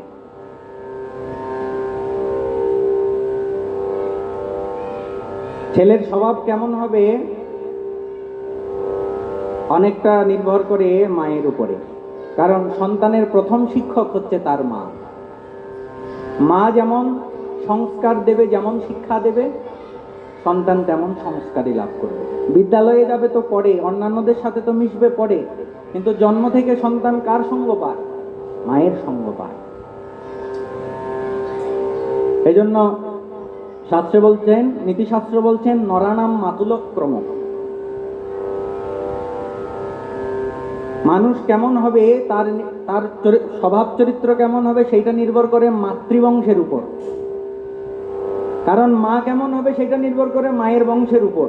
মায়ের বংশ ভালো হলে না মা ভালো হবে, মা ভালো হলে না সন্তান ভালো হবে। এজন্য ওই মায়ের বংশটা ভালো কিনা সেইটা বিচার করা হয়। কারণ একজন ভালো মাই পারে তার সন্তানকে সুসংস্কার দান করতে, অন্য কেউ পারে না। তা এই ধুন্দুলি তার ছেলের নাম রাখলো ধুন্দুকারি। যথাসময় ওই 3 মাস পরে গরুটির একটি বাচ্চা হলো, যে গরুটাকে ফল খেয়েছিল। গরুটার বাচ্চা হয়েছে একটা মানুষের মতো, কিন্তু কানগুলো গরুর মতো। মানুষের মতো দেখতে, কিন্তু কানগুলো গরুর মতো। সেই পুত্রের নাম রাখা হলো গোকর্ণ। কানটা গরুর মতো, তাই নাম রেখেছে গোকর্ণ। এই আত্মদেব ব্রাহ্মণের পুত্র, 2 পুত্র রূপে, এখন 2টা পুত্র। এতদিন একটাও পুত্র ছিল না। এখন আত্মদেব ব্রাহ্মণ, তার প্রতি ভাগ্য প্রসন্ন, তিনি অত্যন্ত খুশি যে এতদিন একটা ছেলে হচ্ছে না, আর আজকে গরুর পর্যন্ত মনুষ্য ছেলে হয়েছে। তা 2 ছেলে একসঙ্গে মিলেমিশে বড় হতে লাগলো। তা পরবর্তীতে সেই ধুন্দুকারি আর গোকর্ণ, তাদের স্বভাব চরিত্র, তাদের কি অবস্থা হয়েছিল, আমাদের সময় শেষ। আমরা সেই কথা আগামী সন্ধ্যায় শ্রবণ করব। আপনারা যথাসময়ে চলে আসবেন। আজকের মতো হরিকথা এখানেই বিশ্রাম দিচ্ছি। বলিয়ে শ্রীমদ্ ভাগবত মহাপুরাণ কি জয়। জয় শ্রী রাধে শ্যাম।